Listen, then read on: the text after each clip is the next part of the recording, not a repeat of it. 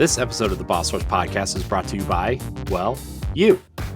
If you want to learn how to support our family of podcasts, head over to patreon.com/bossrushmedia or search for us on the Patreon app on your smart device. Thanks for helping us build something better.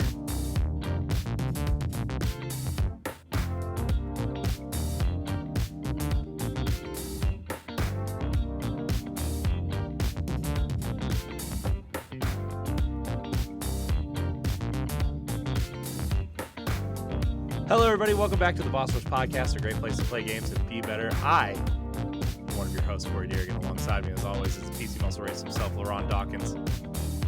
Yo, what's poppin'? He had to change his shirt. He was getting too hot. Yeah, I got to, he was in the background. Too toasty. Too hot to handle. Anyway, also joining us is the mad pharmacist herself, Stephanie Klimov. Cheers, friends. How are you? Wonderful. By the way, let me just go ahead and say this real quickly. That freaking gaming chair you have is fucking svelte. That is so nice. I like it. It's fun. I love it. Is it actually comfortable? Like, because I know some of them aren't comfortable. Way more comfortable than my 15-year-old office chair. Yeah. You know what's wild about that? Like, it's actually been confirmed that every gaming chair is like the worst for ergonomics and back and lumbar support and all that shit. Of course it is. Yeah, I know. Is. Like, it's a big fucking racket. All right, I'll pretend I didn't hear that. I mean, I have a pretty beast ass. I have a hoodie hanging over the back of it, but I have a pretty beast ass fucking gaming chair too. And I also know this is why I have terribly tight hip flexors.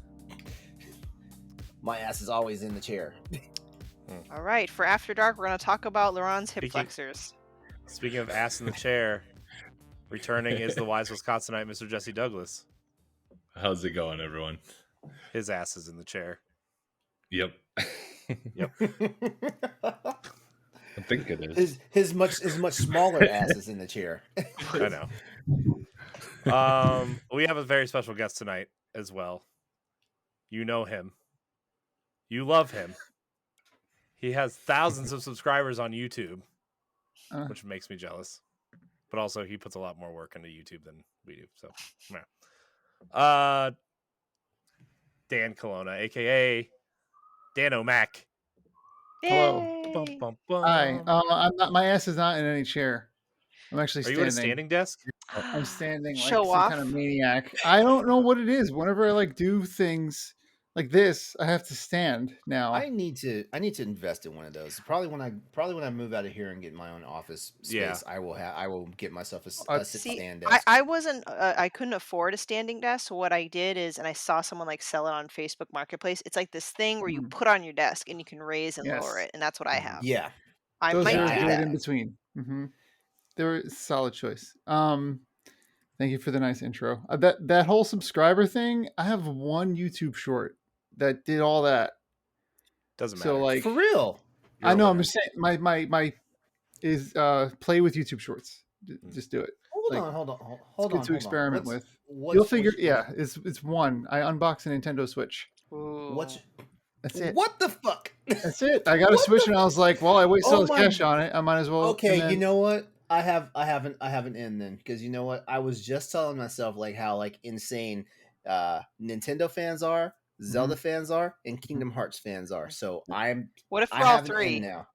Yeah. Well, when you buy something ridiculous and you can't justify it, make a short out of opening it.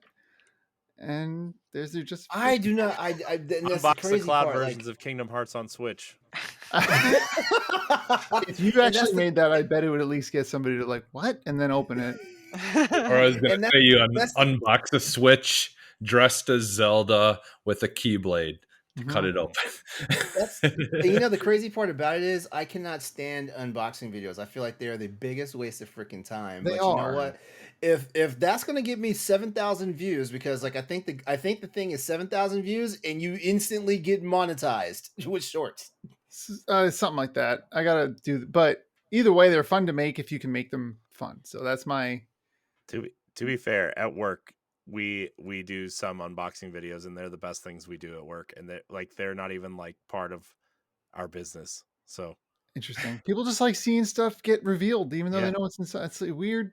My boss unboxed the desktop Mac Pro, like the little box one, that when the M1s came out, and it's been our best video ever on that channel. So people like the tour. You're like, oh, look at the ports. I'm like, yeah. And then on the video, isn't people like saying, most of it's people telling me how it's not an OLED because I didn't get the white model. Because they just. But the OLED comes with a neon model. Yeah, it's right there. And it's people are silly.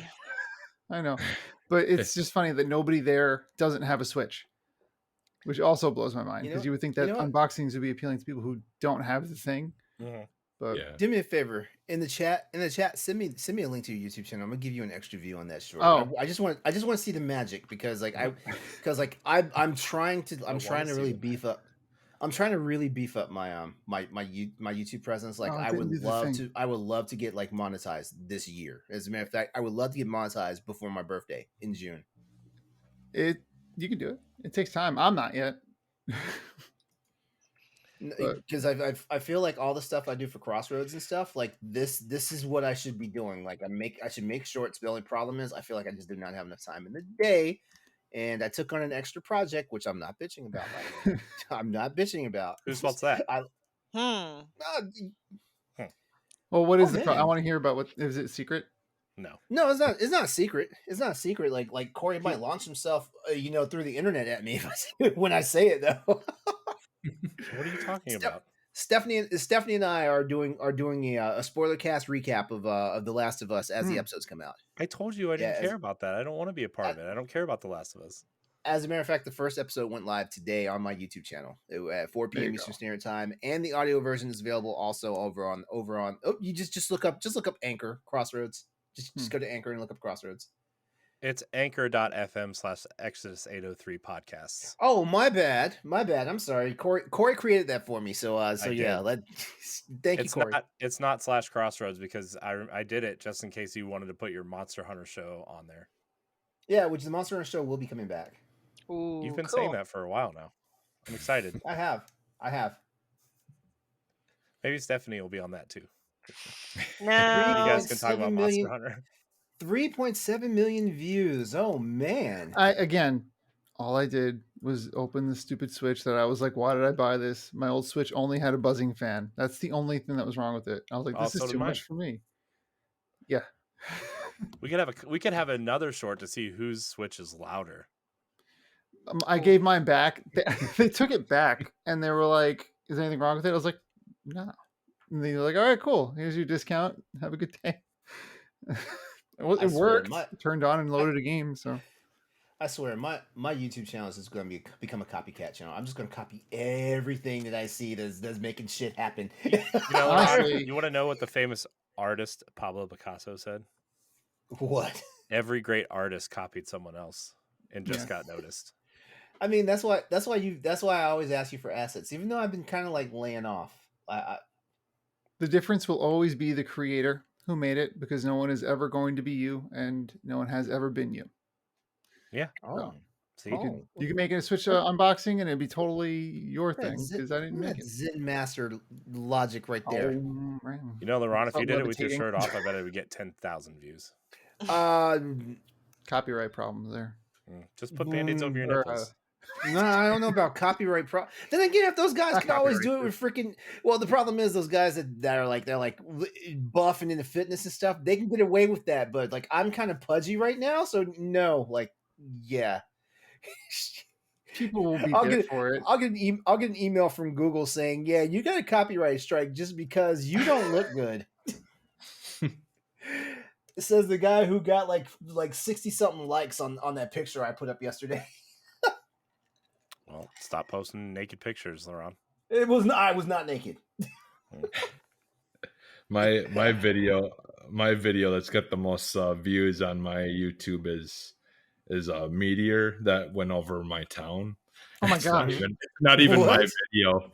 It's not even my video. I had found it on a website. Someone had recorded it, and then I uploaded it on my YouTube, and it's got 8.2K views. That's awesome. What was it like being near a meteor Like, did you see it close enough to like?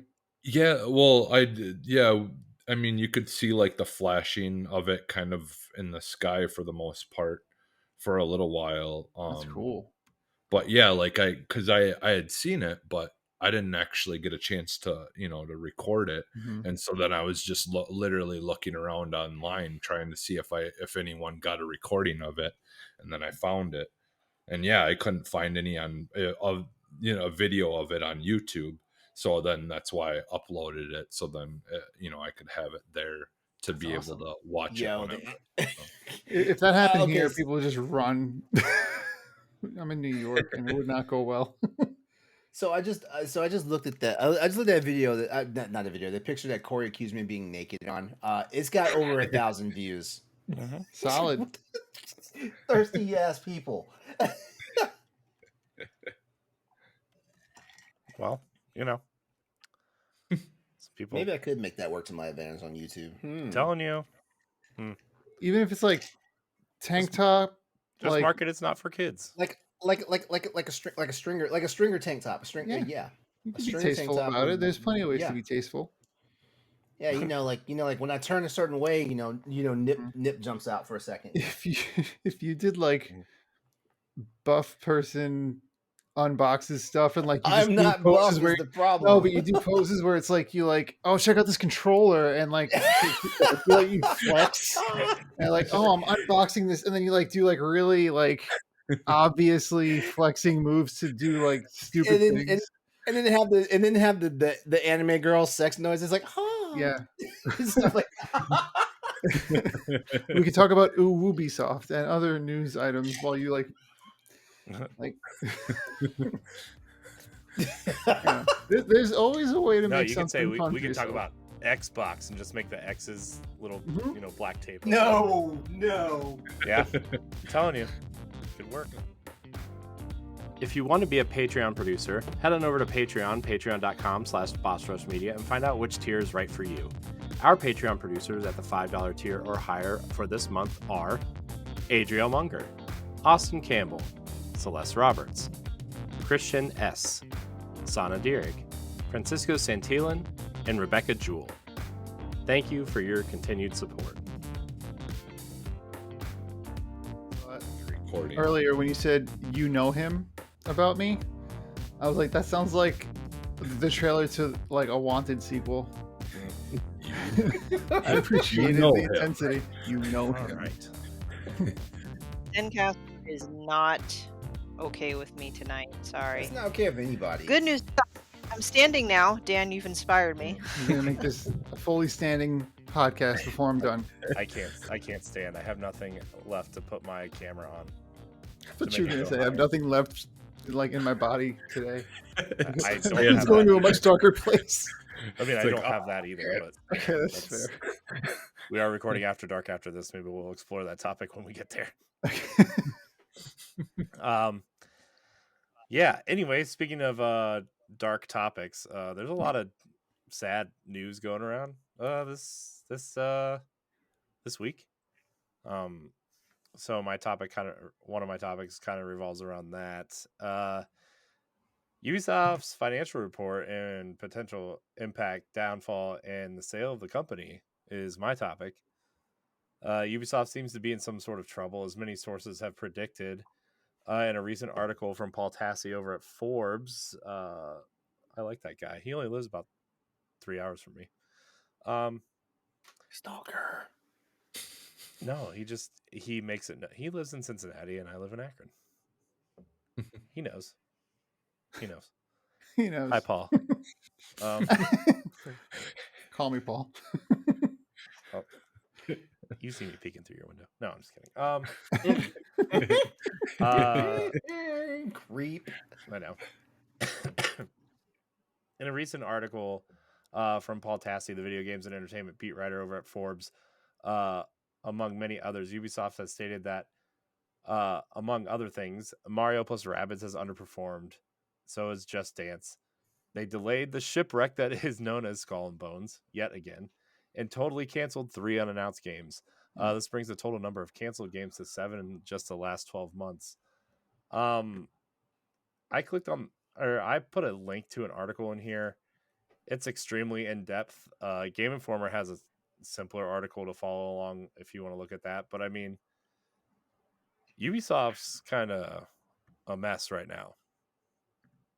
Isn't Ubisoft one of the companies that have been kind of hinting or positioning themselves to try and be bought out, or am I thinking No, of they someone have else? been. The Guillemot family has been trying to sell the company for a while now. All right, I mean, not that this is necessarily related, It but actually is pretty I'm related honest. because they're going to restructure the company so they're more appealing to buy. I meant more like not related to the actual have what the sales. I mean, it's timely. Yeah. I just more meant. I mean, I'm a little disappointed to hear that the Sparks of Hope Right. underperformed. I don't know if it's necessarily a surprise because that was marketed so heavily. I would see it on every single freaking Nintendo Direct for like a year before it's released, almost to the point where I'm like, I don't want to see another trailer You for know, it. And I did play it and I liked it. It's a good Yeah, game. but here's the thing: Ubisoft games go on sale very quickly after they come out. And mm-hmm. remember how fast that game was $20 after it came out, the first one? And then it yo-yoed back and forth from between $20, $60, $40, $20, Yeah, $60, $40. I but see. you could for about right after Christmas, you could get a brand new copy of that game on Amazon for $20. And that sale was there for a while. Like Yeah. that was every time I saw it, I was like, "Is Mhm. that just the game's MSRP now?" Like, Yeah, right. really low. Yeah, because the price went back up when they added like the expansions or something like that. I think didn't it? Yeah. Like because they Yeah. had all those things that they're gonna add to it. Yeah, When did that game release? Actually, October. Like, right, it yeah, released right in before the October. holidays.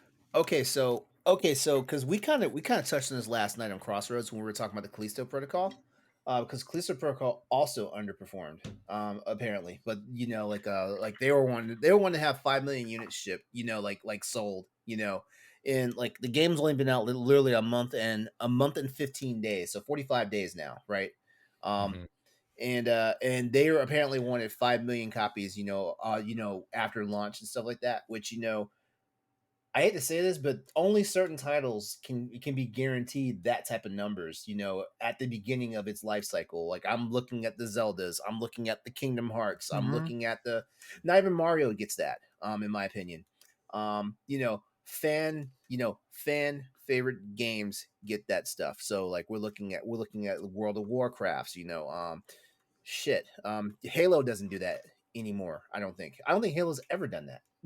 Yeah, it's actually been like the indie sleeper hits, like your Cult of the Lambs, your Strays. Yes. But they get their numbers. They get Tunic. their numbers proportionately, though. Right. I don't think any of those games have hit like 5 million like right out the gate. But based on their budget and stuff, like they Right. get a good return on investment. Plus, like they're affordable and stuff like that.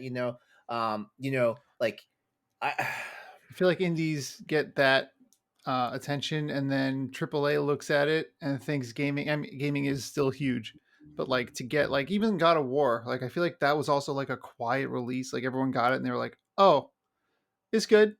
It's God of War Ragnarok is Yeah. what we wanted," and that's great. But also the scaling isn't the same. So if it doesn't blow expectations out of the water, it's Mm-hmm. considered a failure. Mm-hmm. Yeah, and also I think what a lot of these the publishers and the investment and the investors and the shareholders and stuff, I think the major thing that they are not taking into account in all this stuff is that sometimes we see these games and they have like these wicked ass numbers and they don't realize this is a lifetime sales number. I mean Monster Hunter Rise Sunbreak just surpassed 5 million. That's just an expansion game. The base game itself has sold over 10 million units. So like 50%, there's a 50%, absorption rate for the expansion, and stuff like that. Mhm.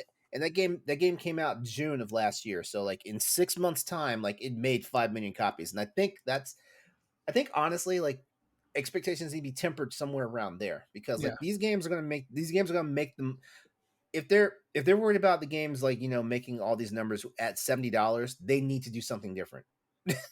Yeah, and I They think with Callisto Protocol, I think it's just they were relying too much on the fact of it being the creators of Dead Space, like the right. that's one I thing. think That's one thing. it was that they were thinking that it would be an instant hit just because of a name attached to it, but you can't always.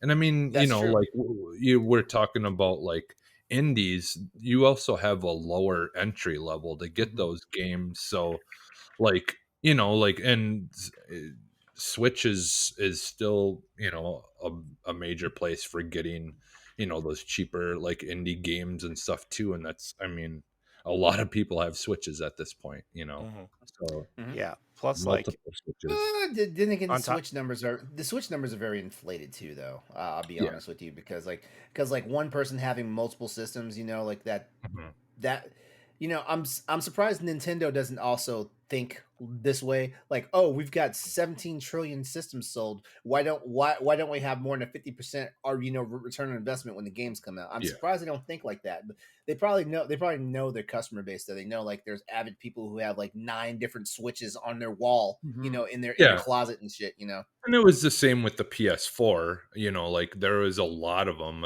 but people had multiple PS4s and, you had the Pro coming The average out. person, if I'm not mistaken, probably had 2 PS4s. Like 2 actual functional PS4s. Yeah. Mhm. One being a collector's, Yeah. one being a What? collector's edition, and one being just a throwaway system. Or Stuff like that. somebody had a launch PS4 and then upgraded to the Pro. To the My Pro, launch PS4 exactly. is still running smooth as a My launch PS4, smooth like running car. every now and then, my launch PS4 decides it's just going to spit a disc out, whether it's turned on or off. I mean, Maybe that's how you should judge your games. it was If the it same goes, way. so it's not going to be good. It was the same way with the Xbox One, though, right? I Mm. mean, a lot of people Yeah. bought that launch Xbox One, and then either when that One S or the One X came out, people Yeah. upgraded. So And then you it's- had the 360 with the red ring attached. God. So people like, I mean, Yeah, I've got like six 360s. yeah. I'll never You forget wanna- people yeah, but telling me it's to wrap so- mine in a towel. I was like, I remember that. Remember the rice? Remember the rice? Yeah. oh, you yes. stick your drowned electronics in rice. Yeah. And hope, yeah. Yeah. I've done it. I'm not Mhm. going to lie. Yeah. I think Yeah. we've all been guilty of So But the circle is, but the ring is back in on Sparks of Hope, though. Like, I think the major problem here, and I think this is more on Ubisoft than anybody else. I think the problem is Ubisoft thinks all their games are gonna fucking sell. I think Mhm. that's really what they think, because like look at Hmm. the Assassin's Creeds. They get so butthurt when Assassin's Creed doesn't do what it's supposed to do. They get so butthurt when Far Cry doesn't do what it's supposed to do. They get so butthurt. What's their other big franchise right now? Oh, The Division. Rainbow Six. Mhm. Yeah, the Division Yeah. 2 Yep. underperformed. Remember, Yep. Jesse? Remember when we were talking about the Division 2 and how excited we were, and then we just decided that we didn't really want more Division because that game was exactly the same.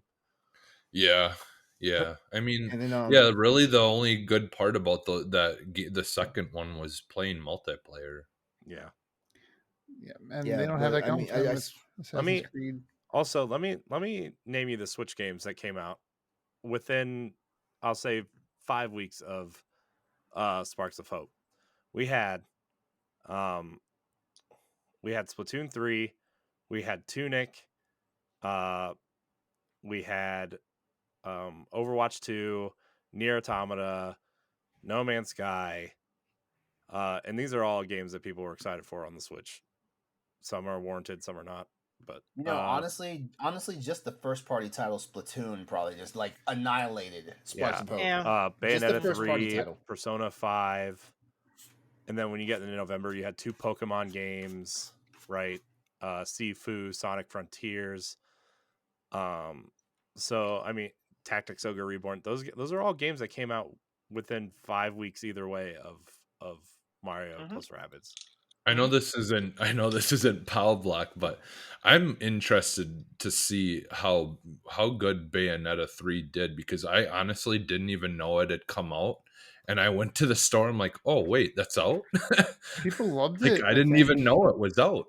I didn't That's see funny. anything. Funny you should say that. You should stay tuned for Pow Block Expansion Pass when we go over Okay. the monthly financials of Nintendo Switch games. Yeah, I might apparently have- Bayonetta did pretty good. Well, that's good. Yeah, I didn't even know Well, it came out. no. Bayonetta has a very nice fan base on the Switch. Mhm. Like it's amazing. It's amazing to think what it really could have done if it was outside. If it was outside of one console. It's Yeah. And this is a game they thought was a failure because like it didn't sell. It didn't sell 2 million copies between both the 360 and the PS3, the original game. I have to check. I don't The have that. original Yeah, game was on yeah, 360 and PS3.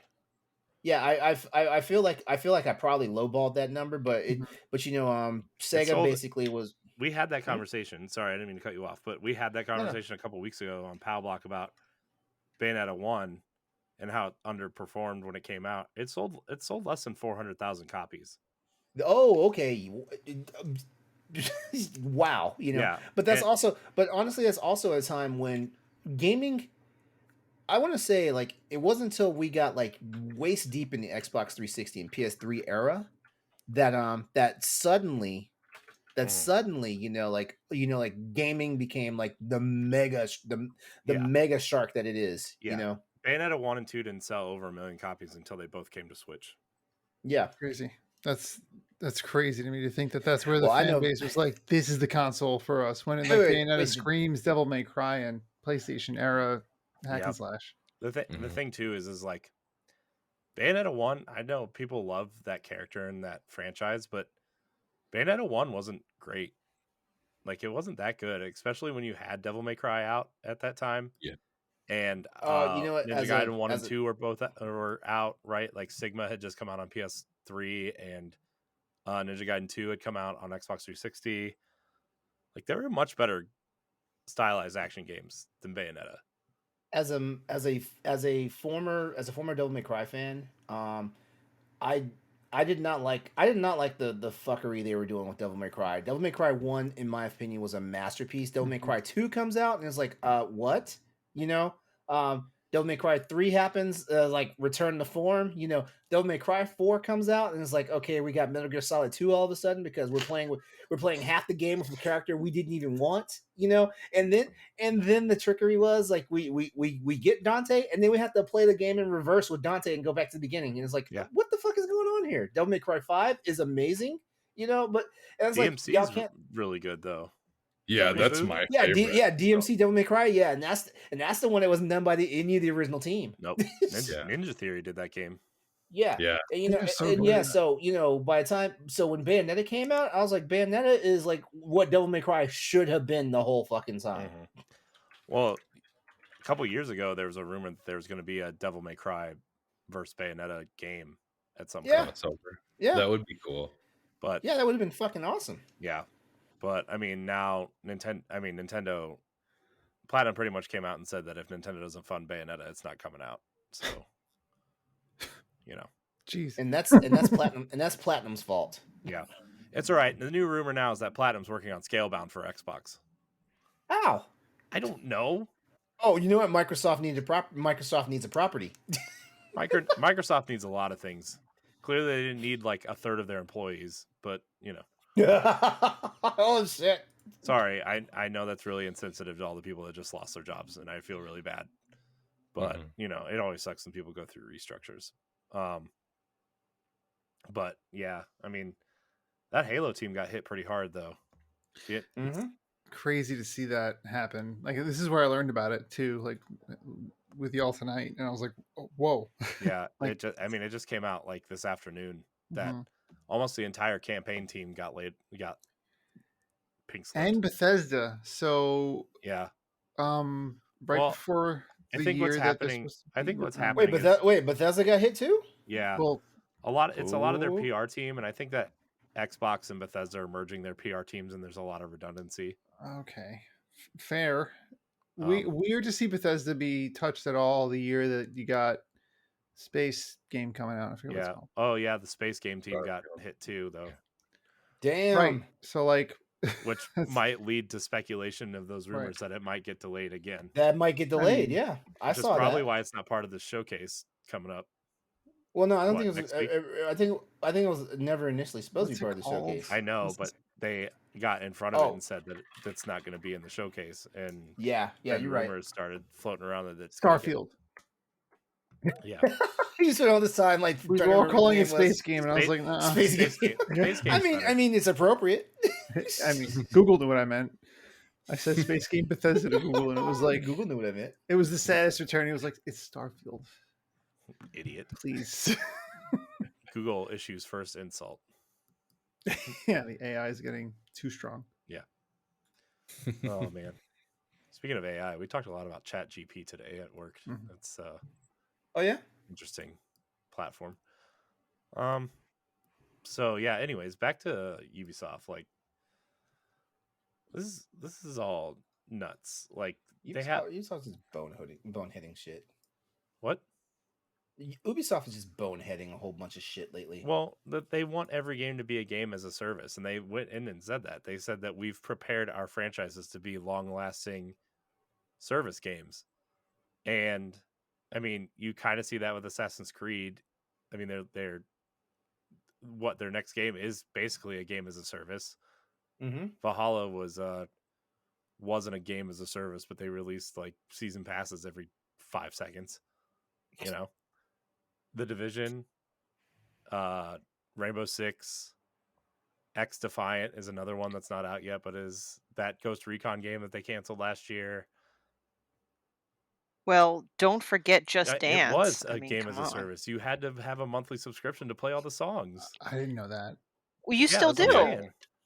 And it's Oh, ridiculous. I thought you said it in No. the past. No, I know. I only make fun of it because I had that one time where I actually did buy a Just Dance, but it was just because I was having like teenage girl Mm. well, I wasn't okay. That just sounded weird coming out of my mouth. I had like I had a teenage friends girl who at had birth. teenage kids. No, that sounds horrible. No, it's not what I meant. Wow. Nobody clip that No. out from either of us, please. No, it's not what I meant. I had God, the guy that I dated had teenage daughters. I'm like, what do I do to entertain Gen Z teens? I'm like, oh, Just Dance, this stupid shit, because it's like, I don't know, dancing, and they do dancing on the TikTok. So I caught it Just Dance, and they never Gosh, played you sound it, like a and I was grandma. stuck with this stupid Just Dance game, and I couldn't even play all the songs. Like, oh, you have to have a monthly subscription to such get a all these bummer. songs. I'm like, this Could you imagine sucks. that Christmas morning where someone who wants to dance really bad, like the kids are so excited, like, oh, well, we need you to sign up for Netflix, but like 3 times the cost for one Yeah. game, please. And it's like, Yeah. no, we're not doing that. Just want to dance. Just want to dance in the title, and they're not even letting it happen. Man. It's like the Footloose of video games. Kevin Bacon is on the screen. Hi, I'm Kevin Bacon. Forgot We know about you want to dance, but you need a nasty white t-shirt, some ugly jeans, and no music. for a low cost of $30 a month, you too can enjoy this experience. Title of the episode, by the way, Footloose of Gaming. Yep. So yeah, I don't know. I know we talked a lot about it on Power Block the other night, but the Ubisoft situation is just really dire. The other thing too is the potential buyer is Tencent. You hate to see it. Or the Saudi Family Carnage Fund. I don't know what it's called, but might as well be called that. When it comes to Ubisoft, weren't they just in the news for that Star Wars game, or is that a different company? Yeah, they're making it those are the other 2 game as a service games they're making. They're making a Star Wars game as a service, and they're making an Avatar game as a service. It's weird because they've been in the news from my perspective for things that look at all the cool things that are coming down the pipe from us. Yeah. And I remember thinking like, all right, Ubisoft, please, Well, they're not like gonna, I get it. I mean, to be fair, they're not going to go out on social media and be like, "Hey, we suck right now," you know. Yeah. I agree, and I That's true. understand that, but it's Well, just and they funny do- that's They do have a lot of great things, but yeah, like that's kind of what makes this a bummer for me is like, like I love Siege, and there's they have a lot of games that I love, and it's Me it's a too. bummer to see them be at risk Yeah. of I really having like to maybe Ubisoft sell games. off some of those. I don't know how I feel about Ubisoft. I feel like they I don't know. I feel like they you know what? I know exactly where like I fell out of love with Ubisoft. It was with the Assassin's Creed Unity fiasco. Yeah, well, I didn't That play. Mm. I didn't that play and the Unity. photo. Uh-huh. Sorry, go ahead. I didn't mean to cut you off. I was gonna say that and the Photoshop Watch Dogs 1 at E3. Oh God. You know where I played Watch Dogs 1, LeRon? Where? The Wii U. Oh gosh. Oh gosh. What? Sounds like a weird trivia question that nobody would have gotten correct. What have you not played on I know, Wii U? right? Let's see. I pretty much played everything on the Wii U, but mostly because of PAL Block, to be honest. Did you play the Call of Duty games? I did. Didn't they have a Call of Duty? Yeah, I had that's right. Black Ops and Ghosts on Wii U. That's right. I remember you saying I mean, that. it's a great console. Yeah. Let's be honest. I still have mine. That's what I said. See, I'm not the only one that thinks it was a bad console. The console itself sucks, but Okay, the games were good. I never said it was a The bad tablet. console. I just never owned it. The tablet felt like a I just Fisher got Price toy, mine. but you know, Did you I mean to just say got that mine last year. the Wii U? yeah. Yeah. Now's the time because they're going to skyrocket in price. I feel like Well, that it's moving up from Yeah. 3DS and now it's going to move into the Wii again. I talked to. Mine was. Oh, sorry. Oh no, go ahead, Jesse. I was just gonna say, yeah, mine was kind of a fun story because I went to a rummage sale and someone was selling it for like I think I paid like $30, $35 Beautiful. for it, Wow. and Nice. then I think it was another $10 for all the Wii nunchucks and the Wii remote, and it came with like 2 or 3 games. Yeah, and I bought it for like $45 altogether. Steal. That's And great. It's in good yeah, condition. yeah, it was. Great. It's in the box and everything. It was the Splatoon. Wow. I believe the Splatoon one. Wow. Wow. See, that's what I need to do. I just need to take a day, maybe during garage sale season in the fall, just drive around and see if someone's grandparents is just throwing out shit like this. Yeah. Yeah, But, I'm just- but the thing is like there's only 3 games left on the or 4, I guess technically, but one sucks. That like haven't made it over to the Switch yet, right? Yeah, and they probably never will, so that's why it's No, important. Twilight Princess and Wind Waker will. I bet they would come out next year. I bet it's Next year. year? Next year. Next year? 2024, right? 2024. Yeah, I don't think anything else is really going to come out when Tears of the Kingdom comes No. out this year. Well, the thing is, they want one Zelda product a year, and last year was the first time they haven't had a Zelda product since like 2000. Blasphemy. So We all felt it. Really Except surprised they last didn't year they had do. this thing. What was that called? Oh, I have it. the Game and Watch, Oh yeah. which is like I have $20 it on because I buy too many Walmart.com things, right now. see? And I justified this purchase by making a YouTube short out of it. There you don't- go. You didn't keep it out as a clock. No. The battery isn't super great, but it's in good condition still. See, guess they Yeah. were. They're on That's sale the- on Walmart for like $25. No, they're really rare and cool to have. Yes, they're Mm. rare and cool to have. There's a Triforce on the back. No comment. It's the coolest Uh, thing. I like it as a clock because it makes a very pleasant Yeah. beeping noise, but then I had to keep charging it and then Yeah, I that's the stopped. thing that got me about it too. I was like, this isn't practical at all. It's a cardboard stand. No. Like, what's happening? Yeah, is it just a watch battery in it? I guess. So the 2 Zelda games, Xenoblade Chronicles X and Star Fox Zero, are like the 4 games that either didn't make it over or didn't get a sequel. So, I mean, you could look at Yoshi's Woolly World, but we got Crafted World. You could look at the Kirby game, which that Kirby game's game's- great, but it requires a second screen. So, Interesting to see how that plays out. I have it pre-ordered, so I'm excited for it. yeah. So yeah, I mean, I guess the Wii U is still worth having if you don't have a Switch, but Or Wii. or a Wii. Well, yeah. Backwards compatibility Wii. Ah, Okay, we I'll can be move going. on now. I'll be going. I see what you did there. I kind of wish you didn't. Well, I appreciated that joke. Thank you. You're welcome. Man, I wish I could see what Jason Schreier was tweeting, but he blocked me, so I can't. I can go. I can see. Yeah. I haven't I sought can- him out in a long time. I hope he's I can doing. I can see something. because Yeah, I have almost I've forgot never that I've game. never crossed swords with that guy, so I am free of being blocked. He didn't like what I had to say about crunch and video game industry, which wasn't a terrible thing, but I said nothing creative ever came out of a 9 to 5 job, and then he blocked me. Oh. Someone's a little salty. Let's see. It's fine. Strong like it public either. words from a Halo developer, mirroring what I've heard from many other Halo developers. Other problems, as we reported, include the tools and heavy reliance on contractors who had to be let go after 18 months. Is this how they? It's so weird to me. So, like I was saying earlier, me and my friends were talking about Halo and the joke about it being bought or acquired by Sony in some way to be then built by Bungie. Completely unrealistic. But also, what is Microsoft's plan with Halo? And it's like that's when it's like, oh yeah.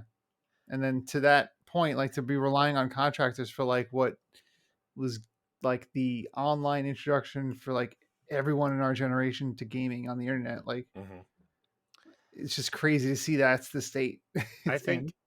they got. I think I don't know if they need to reset or reboot Halo, but I think they need to be done with Chief. Right. I think they need to tell other stories in the universe, and I think they need to let other studios take a crack at it. Right. Like I think someone like Machine Games would be really fun to see in the Mhm. Halo universe. Like maybe not a Spartan, but like an ODST type situation, right? Mhm. Or maybe tell a story about like the Spartan ones, right? That we never really saw. Yeah, there's plenty of novels Yeah. that have so Mhm. much ridiculous lore. I mean, even Reach had a whole team of Spartans Mm-hmm. that each had their own characteristics and weapons, and they all were very cool. And you don't play as them. You play as, I think, the recruit, right? Yeah, I think, Noble 6.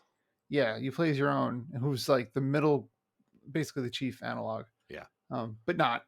And that I remember thinking like, man, I just want to play as George with that machine gun. Yeah. And like the slow, like that to me would be a really cool, like a 5-player Halo game with very different classes. Like that would be interesting. You're right. Like the chief has 6 games. Yeah. You can get your fix. Yeah.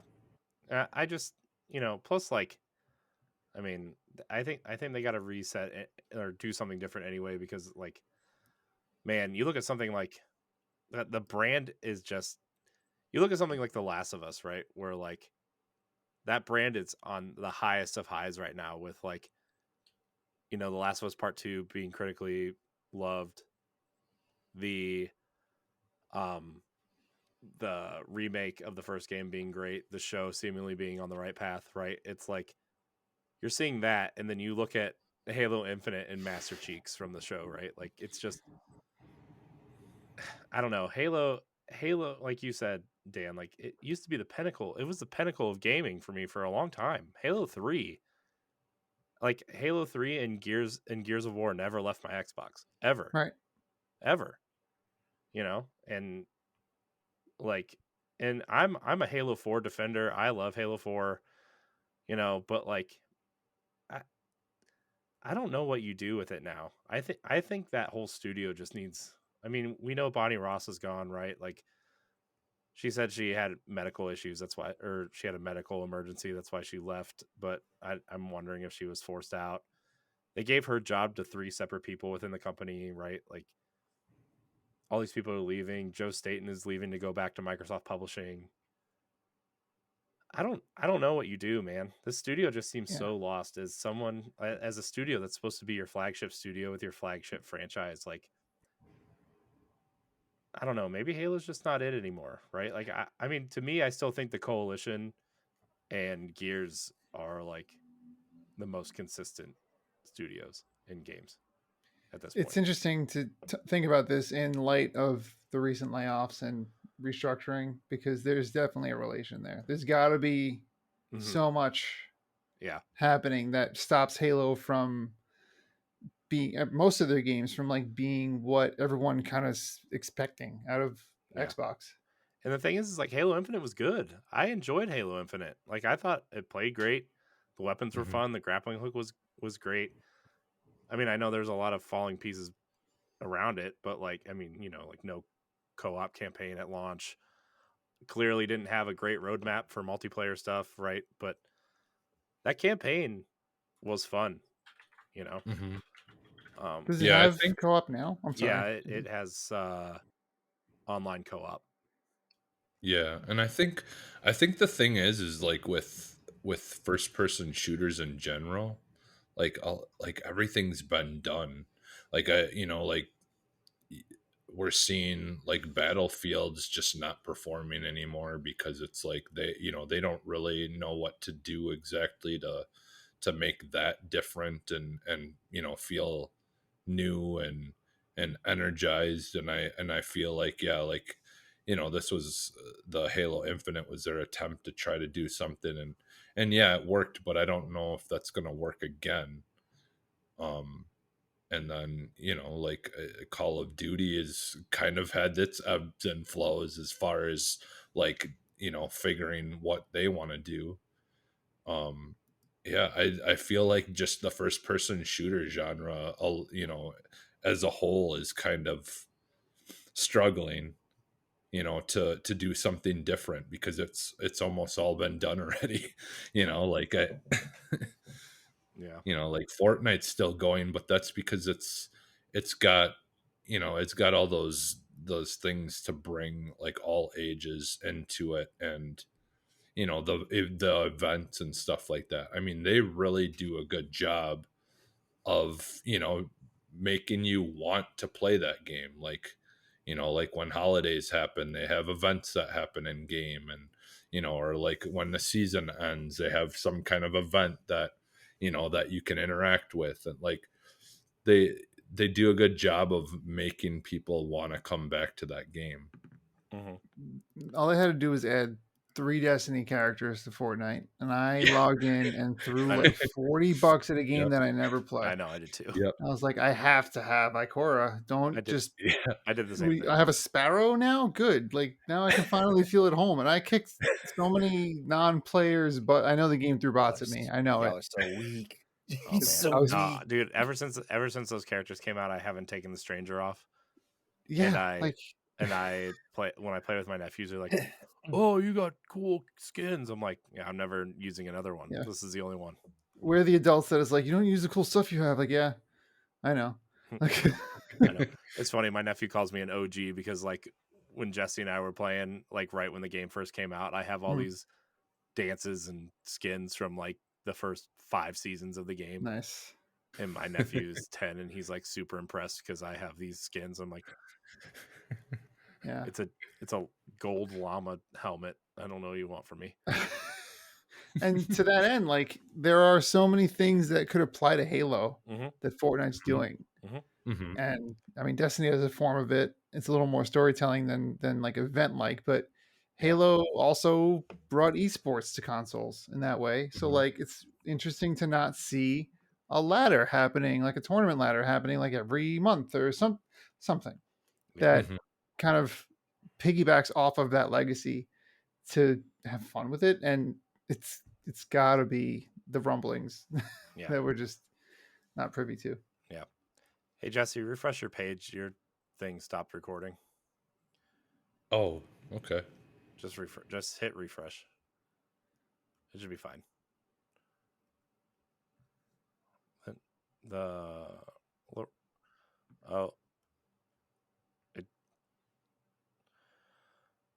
Come back, Jesse, come back.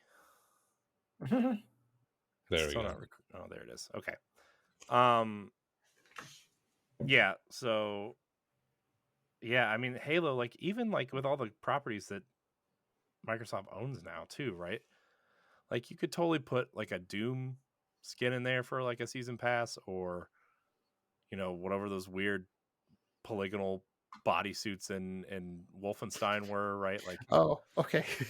We got there. I was like, what? yeah, Where? yeah. I mean, yeah. You know, they could do so many things with armor sets. Like, I don't know, put a perfect dark bodysuit in there. I don't care.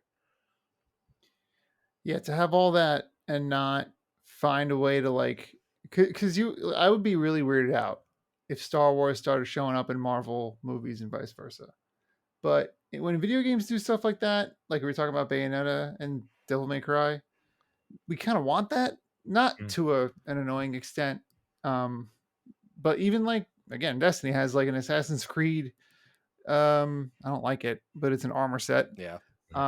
We kind of love that because our games are playing to get Mario and Sonic. Like, we're not as weirded out by that kind of stuff. So like to not see it happen when you have that many IPs under your umbrella as Microsoft, Yeah. weird. I think it's more like it's more like a comic book thing, you know, for Mhm. me, for games where comic books you see crossovers like all the time. And I mean, Christ, I love the Turtles and the Ghostbusters crossover. Yeah, they're also in Mortal Kombat, right? Aren't they? Yeah. Or Injustice? I think so. Yeah. But- Yeah. Yeah. It's the only reason why I bought Injustice was plays the Ninja Turtles for like 20 minutes. True story. It was on sale that week though. Mm-hmm. It was like $20 and the season pass was like 15. That's worth it. I was like, yeah. Like if you compare it to a dinner out, Mhm. that's totally a night out, or you get to play video games for a few hours. Yeah. I'll play Ninja Turtles for, an hour. It's fine. Mhm. Although Injustice is a pretty good fighting game too, though. Yeah. So yeah, I'm kind of interested how Halo looks in the future. I'm also kind of concerned, but guess that's how it goes when you mess up. I guess, It goes when I think the pressure was on and they had a reaction, and now we're seeing the lack of movement because of it. Yeah. Just like earlier with the Ubisoft having a bad outing with Sparks of Hope, and there was pressure, was not met. Weirdness ensues. Yeah. So, good luck to everybody who lost their jobs. It sucks. Yeah. So, Well, the good thing is there's plenty of places. I feel like there's more and more places to go now. oh yeah, especially where 343 is located, and most of these people sound like they were on contract jobs anyway. Yeah. We'll see. Who else has a topic? Anybody want to talk about anything else? I mean, we could talk I about played how the Forspoken demo. Yeah. The updated version or the plain I version? played it for the first time tonight to prepare for this podcast Mm. because I Okay. have a list of games I'm excited for the year, but I'm also like, what's funny and fun right now? And that's the first thing that came to mind. Okay. How's weird. Forspoken? Do Tell us. tell. Tell Do us. tell. It's weird. The gameplay looks a lot more fluid than the gameplay is, like in the trailers and everything. Like how the game seems to pride itself on this forward motion, beautiful graphics. But it's got that thing where you hold up and hold a circle, and then you're kind of doing all the cool moves that you see. So you're not really like switching between stuff, unless I didn't get to a certain part. But like, it's called like magic parkour or something. Mm. Yeah, it's the equivalent to Magic parkour. what Okay. games is it that like where you like hold up an X? It's Assassin's Creed, Like Assassin's where like Creed. there's obstacles and Yeah. you just kind of go. It's Yeah. sort of what it felt like. Yeah. So they have that, which was weird, but I was like, okay, I'm just getting into it. But then the combat, I don't know if this is how it is in every combat scenario, but they like stopped. It felt like a PS3 game where they like stop you and then they pan the camera at your enemies, like, look at all the enemies you're about to fight. They're all here. Wow. And then like you then regain control and they give you a little tutorial prompt and tell you how to do a thing. And it didn't feel fluid. Like L2 was defensive support spells, R2 was attack spells, and then you had to switch the spells. And that bothered me because the spells in the trailer are all like, you see them all happening at once. And like she goes from ice to fire, like in a move. And I'm like, okay, I'm excited to experience this. And I kept having to pop into this menu to switch my spells. And I didn't play for very long. And it is a demo, pre-release, not passing any major judgments. But my initial reaction was strange. and I wasn't sure if any of you had the chance to play it or look at it. I played it a couple months ago when they released it the first time. I haven't played the patch version. Okay. There's a major patch for this demo yesterday or today, by the way. Which is interesting also in and of itself. But I 100% agree with you. The combat is not fluid at all. It's not fluid. Switching the powers is really strange, especially when the offensive and defensive powers are on 2 separate triggers and then 2 separate wheels. I did like the one power where you like kind of throw this kind of magic rock mash against the burst move or something like that, or you have like a shield and then yeah. And then like I found this cottage that I explored and got a bunch of stuff in. Then I went out to this bridge and it did that whole pan over the bridge like, look at all these enemies on this bridge. Isn't this bridge cool? Look at all the people on the bridge. And then I forgot, was there a lot of cringy dialogue in this demo? There wasn't a lot when I played. There was a little bit, but there wasn't a lot. She has this, by the way, she has this magic bracelet that talks to you in the really terrible British accent. It comments on everything you do. Yeah, literally everything. Even when you get hit by an enemy, it's like, you shouldn't have got hit, or like, I bet that hurt. Do better. Yeah. Wow, that would get tiring. There's a toggle though, that more talking and less talking though. In the I love how that's a thing now. I do. Like, if you have to put that in your game, maybe there's too much talking. Just Yeah. Because I mean, doesn't what was that game? Was High on Life has that? Yeah, but I mean, I think High on Life is a little bit different though, because I think that's a different audience than what Forspoken is going for. I feel like Forspoken's going for like the God of War, Horizon audience, like aiming that direction, whereas High on Life looks like, oh, I ate this whole bag of edibles and I don't know what to do for 3 days. I guess I'll play this game, So there was this intro, to answer your question, from the post-patch new demo perspective, where it felt like a early 2000s TV show that got you caught up on what the character's status was from last season. That's how they start the demo, and they preface the world with this. Oh, they didn't start that in the demo I played. I don't know if I needed the preface. I remember seeing the game's trailer and thinking I want to play it, and then the next thing the game does is like a really busted up version of an intro that I'm sure is much better fleshed out in the actual title. Because I'm playing the demo to not really like get into the story yet, right? But they did that, and I was like, I don't care right now. I will care in the future. I thought that was an interesting choice, and like the narrative from that moment, I was like, oh, this is a weird narrative that I'm not sure I actually want to play. Yeah. Of course, it's a demo, and that was like, it felt shoehorned in. Maybe that's why I got a little frustrated by it, because I wasn't there for it. It's like seemed like an unnecessary description. Yeah, see, based off of what all I've been hearing about the people that have tried the demos, I'm at a point where I'm probably not going to buy this day one, and I'll just wait. LeRon, I see you have something to say, okay? I'm going to wait till it's a Black Friday sale. Okay, This game feels like a $20 game. Like, that's when I'll buy it. Is when it's $20. I am so glad somebody else said this, because like, I'll be honest with you, I have never been impressed with this game since remember back when, like, they first did a reveal of it, and it was just a damn dragon like just blowing fire across the land and stuff, and I was like, okay, what is this? We thought it was the next Final Fantasy, and then come to find out, it's not a Final Fantasy game and stuff like that. And then like, I don't know, like the game Square, I don't know if I love Square, because like I also have like a really bad relationship with Square and Square Enix nowadays, stuff like that. It's the blowback from Kingdom Hearts #1. But here's the thing about it.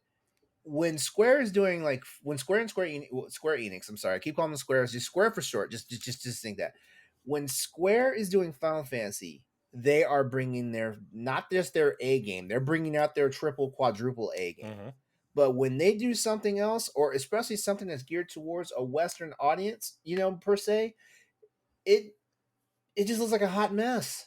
Feels like looks like a hot mess. it plays like a hot mess or it sounds like a hot mess, and it's sounding like it's all three with what you guys have said with this demo. And Yeah. maybe that's kind of harsh for me to say because this is just a demo. It's not the finalized version of the game. Right. But but like this is not this is not what we expect from Square Enix, to be honest with you. This is not what we expect, like like everyone's like, oh, the game looks so beautiful. I'm like, I don't see the beautiful because I see what's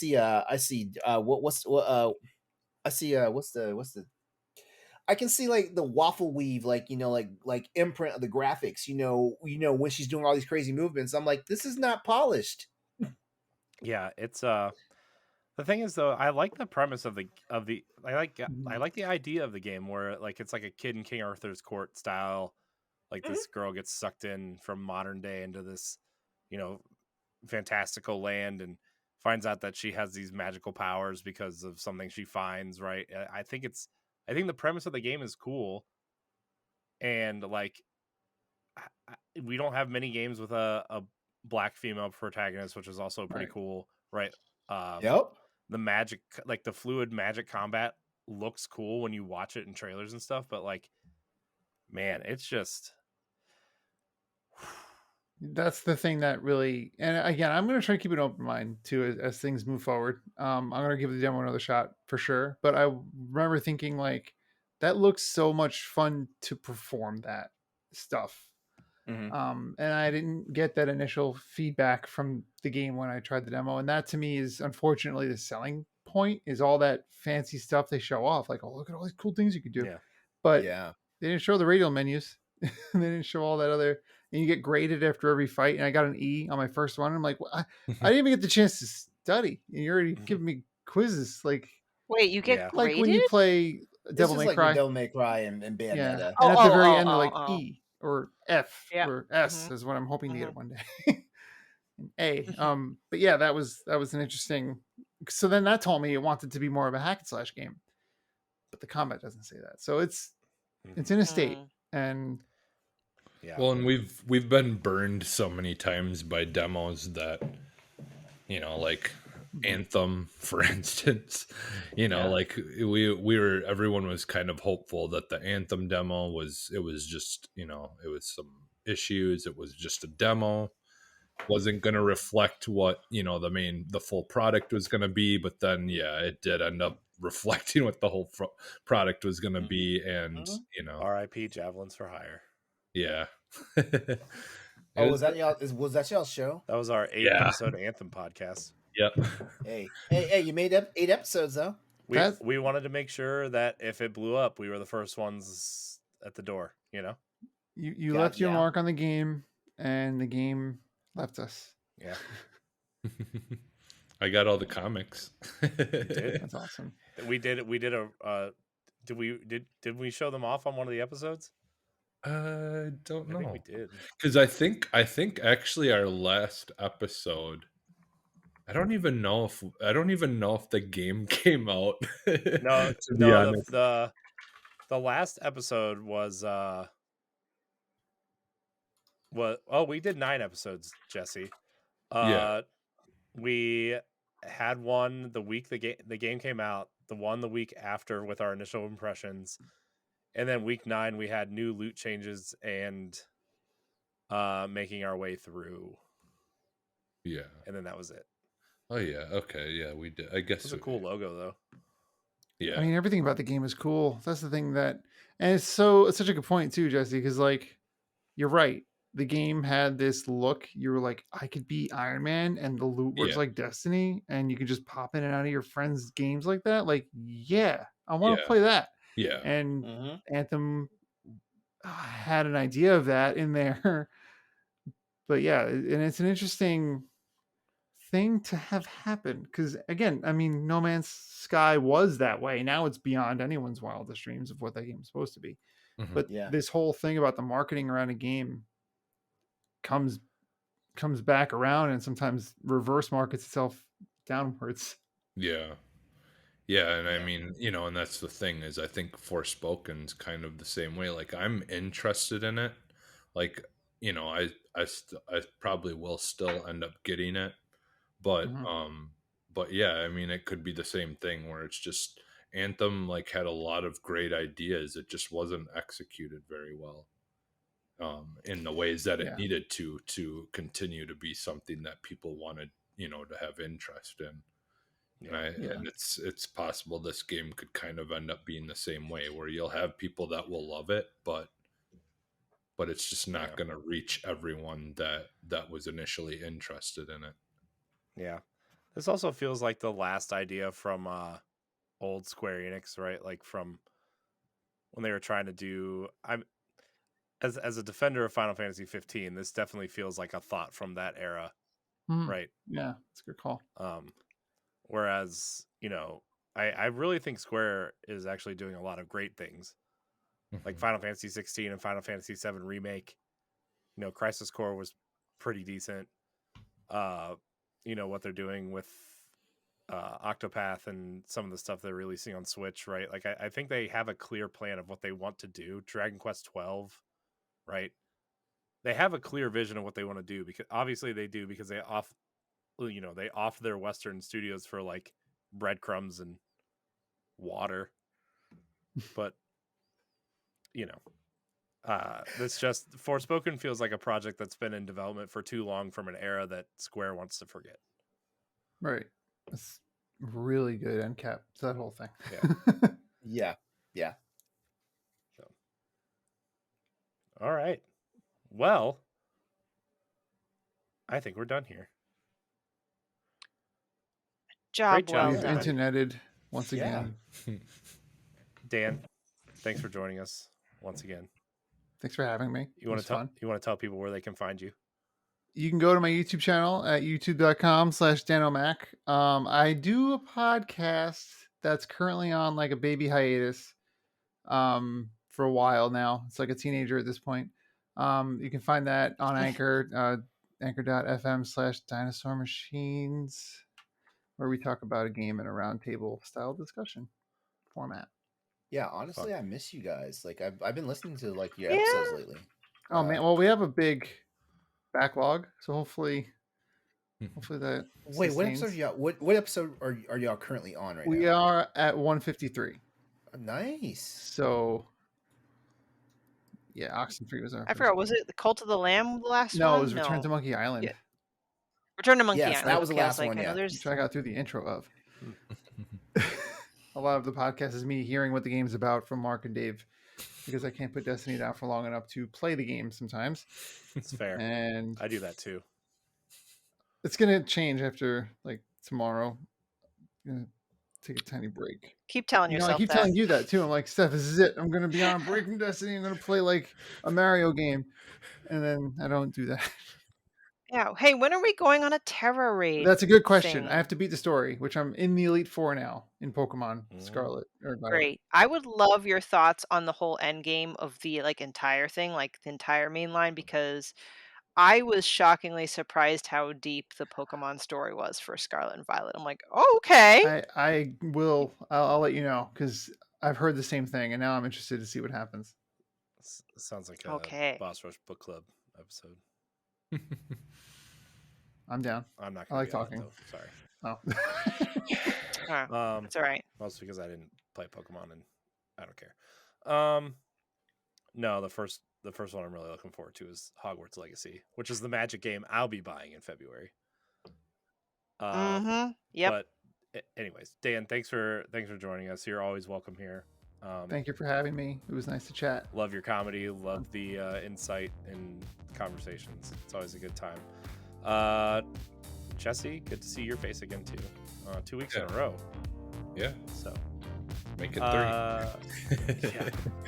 So you can find us at Boss Rush Podcast on Twitter and Instagram. You can follow us on all the places. You can subscribe to us on YouTube and or podcast services. If you want the show a week early, you can head over to our Patreon, patreon.com/BossRushMedia. I want to thank everybody for watching and or listening to this episode of the Boss Rush Podcast. Until next time, we love you. Goodbye. Bye. Take care. The Boss Rush Podcast is a product of Boss Rush Media, LLC, and is recorded from our headquarters in Akron, Ohio. This show is produced, written, and directed by me, Corey Dirrig. My co-hosts are Stephanie Klimov, LeRon Dawkins, and Edward Varnell. You You can find Stephanie at Klimov_author on Twitter and Instagram, as well as on the EXPcast. You can find LeRon at Exodus803 on Twitter, Instagram, Twitch, and YouTube, and also on Crossroads, the video game podcast. You can find Edward at ThatRetroCode on Twitter and Instagram, as well as hosting Nintendo Powerline. You can follow me on Twitter and Instagram at IamCoreyinHD, and find me hosting Tower Casuals, the Destiny podcast, and co-hosting Nintendo Powerline. Find the Boss Rush Podcast on all social media platforms at Boss Rush Podcast. You can also follow Boss Rush Media and the Boss Rush Network on all major social media platforms. Join the Boss Rush Network Discord and Facebook groups to interact with other friends and fans. Thanks for listening, and we'll see you next time.